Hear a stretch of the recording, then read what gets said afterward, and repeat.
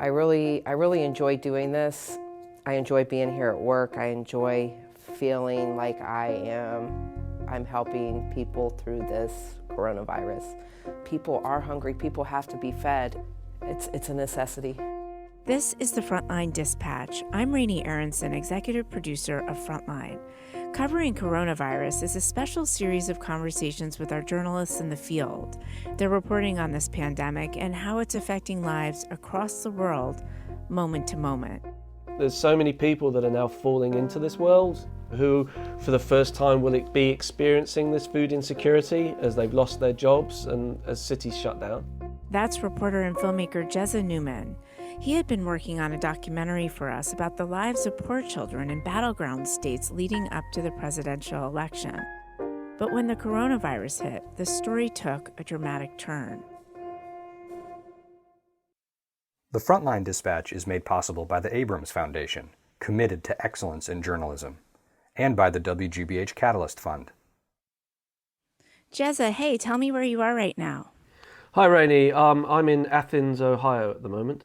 So Athens County, I know it's quite rural. Help us see, what does it look like there? It's beautiful. It's absolutely stunning.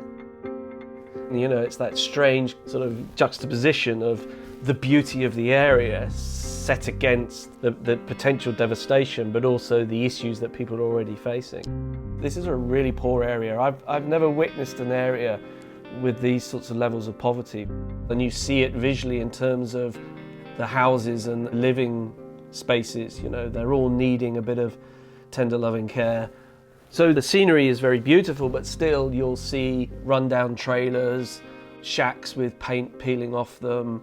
They need that lick of paint, but you know, people can't afford it. So I know you called us a number of weeks ago, and I know it was a really big point that you were filming. Can you tell us a little bit about that phone call to us and what you told us? Yeah, sure. It was on a Thursday, and I was in the shelter in Cincinnati. It was at the time that we were still sort of trying to gain access to various different locations and characters. And I basically sat at the desk with Denise, who ran the shelter. And I witnessed as she saw the schools closing. The Ohio Department of Health, along with Governor Mike DeWine and his team, are taking more steps to slow down the coronavirus. Public and private schools will close come Monday afternoon. We frankly have no idea at this point whether that will extend beyond that, but people can count on the next 3 weeks that kids will not be in school. Talk to me a little bit about, with the schools being closed, what's happening. Since the schools closed, I think that really sort of hit home with many people, and that's when you really started to see huge levels of altruism. I think most people sort of, when they knew the kids were going to suffer, that really kicked people into action.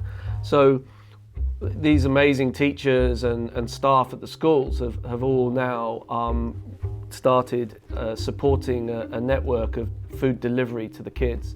So I rode on a bus with the Nelsonville and York school district and followed them as the teachers, you know, delivered these packs of food. And it only gets one on that yellow house up front, right?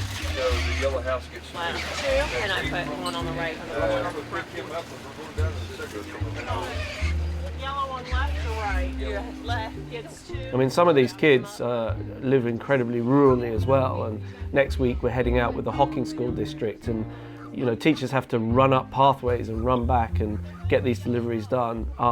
The teachers themselves are delivering the food to their students? Yeah, absolutely. You arrive at the school in the morning, you know, arrive at 8 o'clock and you'll see the school hall filled with teachers, janitors, school cooks, filling bags with food.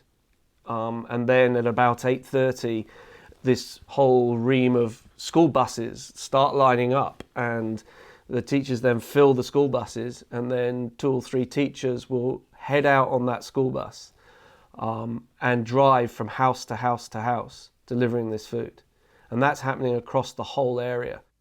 How did they come up with the idea of teachers themselves delivering it? Was the teachers coming forward to say they want to do something helpful for the community, or how did that come about? Yes, absolutely. It was the teachers and the schools and the superintendents who basically kind of all get together on a group chat and saying, what can we do?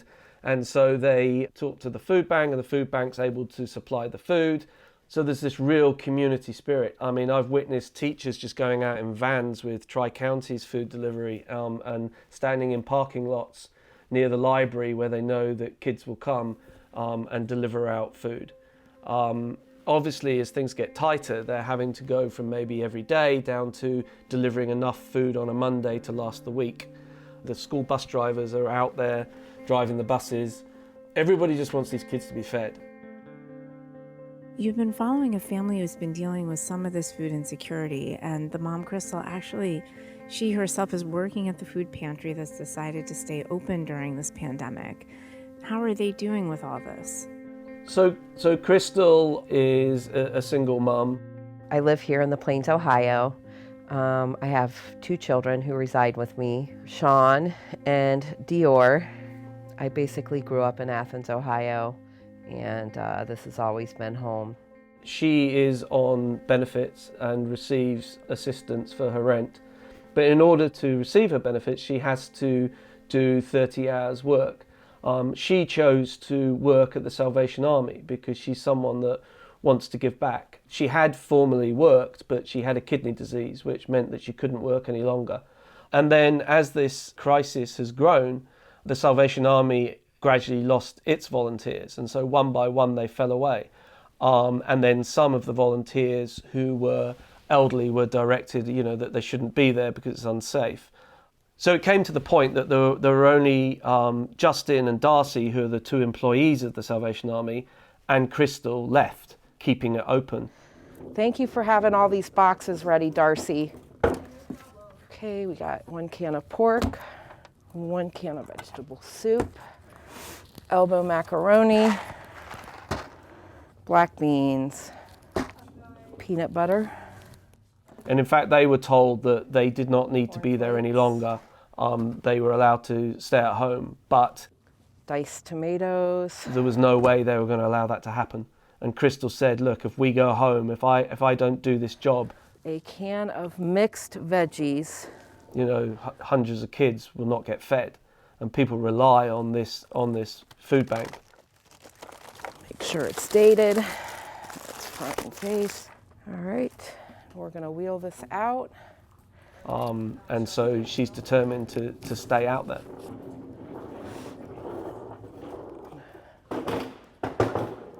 It's this is like a second home. It's like a home away from home, honestly. I really enjoy doing this, although I do miss my kids. They're pretty, well, especially Dior is dependent on me. But she's in safe hands with Grandma, so I'm really comfortable with that. But I enjoy being here at work. I enjoy feeling like I am helping. I'm helping people through this coronavirus. People are hungry. People have to be fed. It's a necessity. Obviously, that then comes with huge anxiety for Sean. Sean's a really sensitive kid, Rainey, and you can see the sort of anxiety levels in him. He's already been through quite a lot in his life, and so seeing his mum out there, it does worry him, particularly because him and his mum are very close and they do talk, so he's also aware of her anxiety about what she's doing. So I think for Sean, it's a tricky space he's navigating. Because of the virus, we have to be more conservative on the food, not be as picky, because I'm usually really picky. I just have to eat whatever I get. I usually eat a lot of cereal during the day, and now I have to only eat it for breakfast because we have to save up on it. He does talk about, his concerns for his mother. What do you worry the most about? About family getting sick or potentially getting it, because my mom, when she works, she goes about people's cars and puts food boxes in the trunk, and there still could be any type of virus that she can catch. they are taking extra precautions and they are wearing gloves and masks, and it is a curbside pickup, but still, sometimes someone will still get out of their car and get within 6 feet of crystals. So she can't control that. And I think for Sean, he's aware of that. So it does play on his mind. One thing also is obviously the news is playing out at home, and mums are reading things on the internet, and so I think also with the kids, they're feeding off of that. They're hearing that, and they're hearing about the numbers of deaths, etc. So I think also that can play on their minds as well. Jezza, you have been a person who has told so many stories through the lens of how children are feeling and experiencing poverty, but, other issues as well. What makes the situation unique? I mean, what are you seeing that feels unique to you through the lens of the children? I think the kids are starting to see their vulnerability in a way. I mean, it's not something I've really witnessed, is where, quite often you talk to kids in poverty and they don't see themselves necessarily in poverty because it's the life they're used to. So now what I'm seeing is, higher levels of anxiety, a higher sort of knowledge in the terms of why they're at risk, the reliance of their parents on food and how they'll get that food. So I think that's something I'm learning from these kids, is I think their awareness much more of their situation. You spent a lot of time in the Southeast Food Bank of Ohio, which I know is a distribution center supplying food to a lot of the pantries in that area. How have they adapted their operation? Yeah, so the Southeast Food Bank is actually the sort of warehousing of the food. They're the ones that get the federal funding and then bring all the food in, and then they distribute to food pantries. But this whole network of food bank and food pantries is run on volunteers pretty much. And most of those volunteers are in the high risk category because they're elderly or retired. So what you've seen is a vast tract of volunteers no longer volunteering since social distancing came into place and stay-at-home orders. Compounded to that is another section of volunteers who are also students, but none of them are back here in Athens any longer. So with this loss of volunteers, they had to fill this hole somehow, otherwise they're incredibly worried that the whole food distribution system would implode. And so the governor of Ohio called up the National Guard and also the Ohio Army Reserve. And they are now helping the food bank and food pantries. So we watched these National Guard guys packing boxes, and then we're also going to follow them as they help out with food distributions as well. I'm wondering if you can talk about what happens as volunteers keep dropping off. So as volunteers keep dropping off, food pantries are struggling to stay open. We've heard of food pantries that are at risk of closing, and we actually witnessed one food pantry that had to close its doors. So that's where everyone's stepping in to try and do curbside deliveries instead. But that's the problem with the loss of volunteers, is that there's a high risk that more and more pantries will have to close. And this is really, really significant because if food banks and food pantries were no longer distributing food, that would put a massive pressure on supermarkets, and they are already creaking. And so that's when you could end up with some sort of chaos, because you'd have all these people reliant on food pantries and banks who would now no longer be getting food from that source. Your work over the years has shown us how fragile the food system is in America. I mean, you've really taken us inside people's homes and into this story in a way, with multiple families experiencing, both homelessness but also food insecurity. Is there anything on the ground right now that's surprising you? What's really surprising me, I think, is actually visually seeing this. I think, when you look at the footage that we filmed and the pictures we took of the food delivery at the fairgrounds, you kind of take a look at the photo and you see there's some cars, and then suddenly you realize these cars are looping right round. And we witnessed car after car after car for hour after hour coming to collect food. And for the first time, I think I really saw visually the scale of what this means, because normally you're in a food pantry, sure, and you might see one or two people come in at a time, or you may be in a pantry that's only open once a week. So yeah, you'll see a bit of a rush, and that might be 10 people at a time. This is where, for the first time, I was seeing hundreds of people coming to collect food. That was not something I'd ever seen before. What I saw at the fairgrounds is definitely not something I'd ever seen before. I think for me, though, going forward, it's kind of like, how is this going to play out? Question for me is, will it last? What happens when the virus is over? Because when the virus is over, these families we are following today will still be in this situation. They won't be getting jobs that are coming back. And for many of them, the situation will have been compounded by the fact that what little work they did have, they haven't had. So that's the worry. And will the altruism stay? Will we care now about poor people because many more have witnessed what it's like to be poor?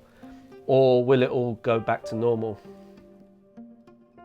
Thank you, Jezza, so much for taking the time and talking with us about this.